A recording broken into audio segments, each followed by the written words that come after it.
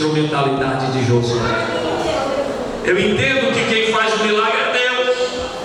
Os homens passam, uns morrem, outros até se desviam, porque se afastam do propósito de Deus. Mas Deus permanece o mesmo, Ele é fiel.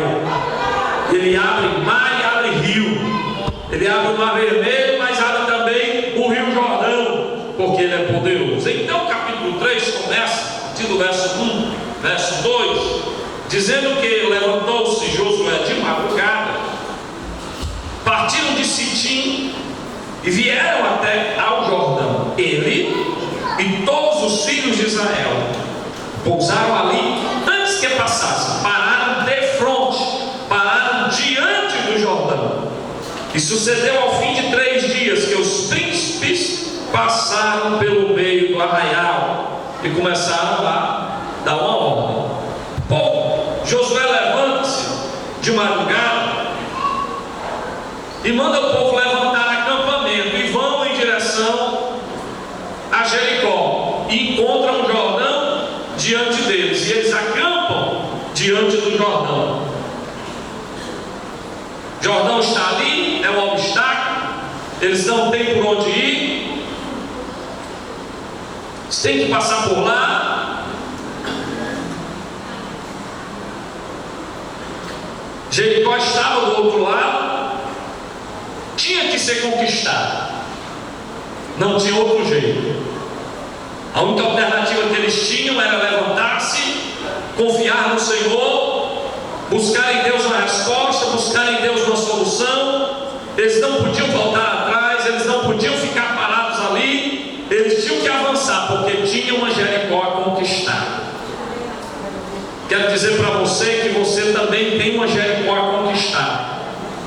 Você tem conquistas a alcançar. Você tem sonhos a realizar. Você tem bênçãos de Deus para receber. Existem promessas de Deus para se cumprirem na sua vida e na minha vida. Mas para alcançar estas promessas e para alcançar estas conquistas, nós temos que romper com o Jordão. Romper o Jordão, irmãos, fala de romper de uma vez por todas com o Egito. Porque o povo saindo do Egito atravessou o Mar Vermelho. Agora Jericó está bem aqui, mas tem um Jordão a passar. Passar o Jordão e chegar do outro lado significa dar a Deus uma vez por todas ao Egito. Porque até a beira do Jordão alguém podia olhar para trás e sentir vontade de voltar, se lembrar do Egito, das carnes, das cebolas, dos pepinos, dos repolhos que eles comiam lá no Egito. Mas agora, atravessando o Jordão, eles estariam rompendo de uma vez por todas, ou de uma vez por todas, com o Egito, e estariam agora do outro lado para conquistar aquilo que Deus havia preparado para eles. Às vezes falta pouco para a gente alcançar aquilo que Deus reservou para nós. Às vezes falta pouco para nós alcançarmos o cumprimento das promessas de Deus na nossa vida. Mas esse pouco que falta se torna um grande obstáculo, de maneira que as pessoas olham para o Jordão, param diante do Jordão e não têm coragem de avançar. Olha para o Jordão, para diante do Jordão e sente o desejo de voltar. Mas a mesma ordem que Deus deu a Josué e àquele povo, e a ordem que Deus dá a nós, Ele diz: levanta-te e passa este Jordão, porque do outro lado está a terra que emana leite e mel. Você não vai morrer no deserto, porque Deus vai te dar graça para você atravessar o Jordão que está diante da tua vida. O mesmo Deus que abriu o Mar Vermelho é o mesmo Deus que faz retroceder as águas do Jordão, para que você conquiste aquilo que Ele tem reservado e planejado para a tua vida. No verso 3 e verso 4, os príncipes de Israel estão passando pelo meio do arraial e ordenando dizer ao povo: quando virdes a arca do concerto do Senhor vosso Deus,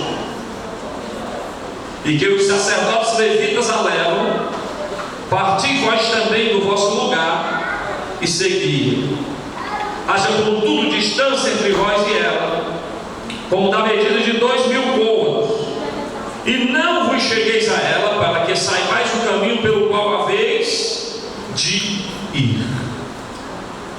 Então os príncipes passam no meio do arraial, e a ordem é: quando vocês passarem a observar e verem que a arca está em movimento, e que os sacerdotes estão conduzindo a arca, estão levando a arca do concerto, a arca da aliança, a arca de Deus, então cada um levante-se do seu lugar e acompanhe a arca, e siga a arca.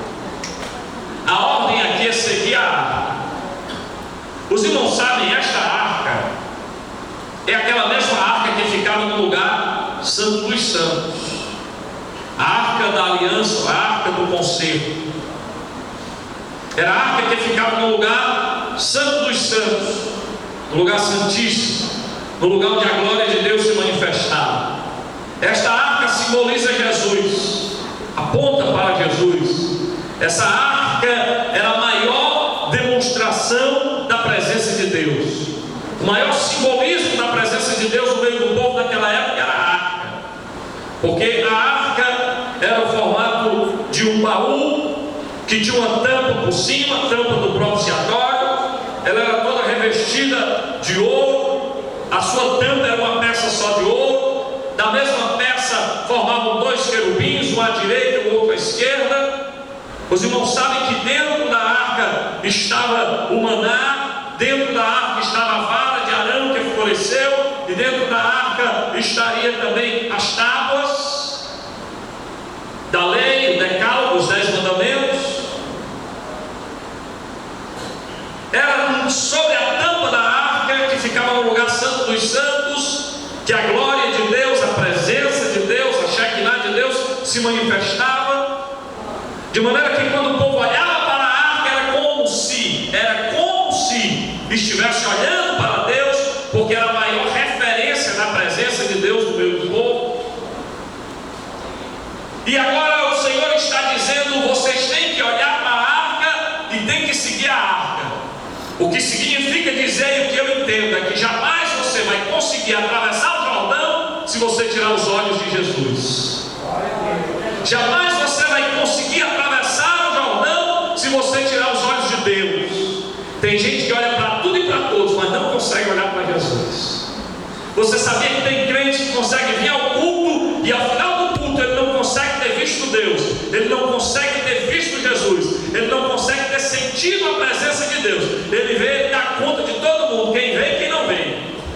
Ele dá conta na hora que o irmão chegou e quem saiu mais cedo. Ele dá conta se o irmão repetiu a roupa, se a irmã repetiu a sandália, se o pastor repetiu a gravata ou veio sem gravata. Mas ele não consegue dar conta da presença de Deus no culto. Aí a ordem é: levante-se, olhe para a arca, não tire os olhos da arca, siga a arca e você vai chegar do outro lado. Tem muito crente que se afasta, se desvia, e às vezes você vai conversar com ele e ele diz: não, eu estou fraco na fé porque o irmão fulano disse uma coisa que eu não gostei. A irmã Beltrana, um dia eu estava lá na oração e ela falou um negócio lá, eu sei que aquilo era comigo. Então ele olha para a irmã, ele olha para o irmão, ele olha para A, ele olha para B, mas não olha para Jesus e morre afogado no Jordão. Mas se nessa noite nós nos levantarmos e fixarmos os nossos olhos em Jesus, que segundo o autor da Epístola aos Hebreus, capítulo 12, verso 2, ele diz que ele, Jesus, é o autor e consumador da nossa fé, que olhando para ele nós vamos correr a carreira que nos está proposta e chegaremos do outro lado. Então eu convido você a hoje tirar os olhos da tribulação que está em volta de ti, do problema que te aflige. Eu convido você a tirar os teus olhos daquele que te aponta, daquele que te acusa. Eu convido você a tirar os teus olhos das circunstâncias que te cercam, e convido você a olhar para Jesus, que é a maior referência, e Ele nos conduzirá até chegarmos do outro lado. Se você quiser realmente atravessar o Jordão, você terá que ter os teus olhos fitos em Jesus. É a maior referência. Os irmãos lembram que quando os discípulos estavam no barco, e já era a quarta vigília da noite, o barco sendo açoitado pela tempestade. Jesus agora sai do monte e ele começa a andar sobre as águas. E ele agora andando sobre as águas vai de encontro à embarcação onde os discípulos estavam. Os discípulos pensam que é um fantasma, porque eles estavam com medo da morte.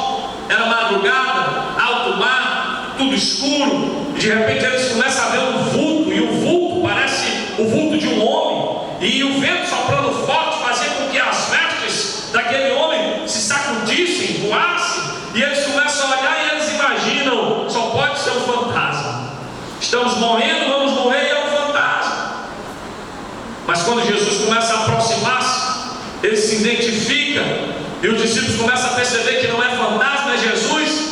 Mas Pedro, para tirar a dúvida, era o mais ousado. Ele disse: se é realmente o Senhor, então ordena que eu ande também sobre as águas, que eu vá ao teu encontro. E Jesus disse: pode vir, Pedro, ao meu encontro. A Bíblia diz ali que Pedro, ele desce do barco. Pedro era muito corajoso. No meio daquela tempestade toda, daquele vendaval, ele ainda não tinha certeza que era Jesus, mas ele faz uma prova e Jesus diz: vem. E ele agora desce do barco e começa a andar em direção a Jesus. Sabe o bom? É que ele anda mesmo sobre as águas como Jesus que estava andando. Porque Jesus diz: vem. Mas o que me chama a atenção no desfecho dessa história é que a Bíblia diz de forma muito categórica, especialmente Mateus, quando relata esse fato, diz assim: que atentando ele para o vento e as ondas, começou a afundar. Ou seja, enquanto ele desce do barco olhando para Jesus e começa a andar em meio à tempestade sobre as águas olhando para Jesus, estava dando tudo certo. Ele está andando sobre as águas, mas ele está olhando para Jesus. Mas quando ele escuta o assovio do vento, o soprar do vento, e ele percebe onde está, se lembra onde está, e ele olha de lado e vê o tamanho da onda, ele tira os olhos de Jesus para olhar para a onda, para olhar para o vento. O que acontece? Ele afunda.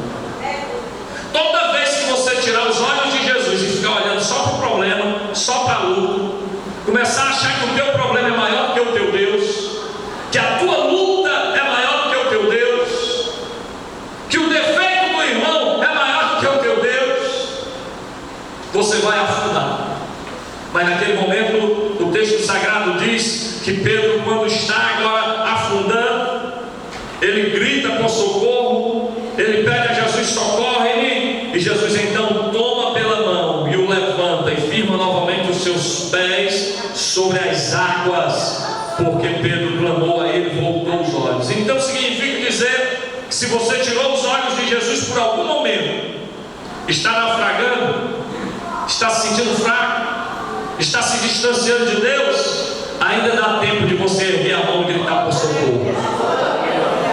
Ainda dá tempo de você tirar os olhos do problema, da luta, da tempestade, da onda, do vento, do barco, e olhar para aquele que é o autor e consumador da tua fé. Eu não tenho dúvida de que Jesus irá te tomar pela mão, irá firmar os teus pés sobre as águas, e você vai chegar do outro lado em segurança.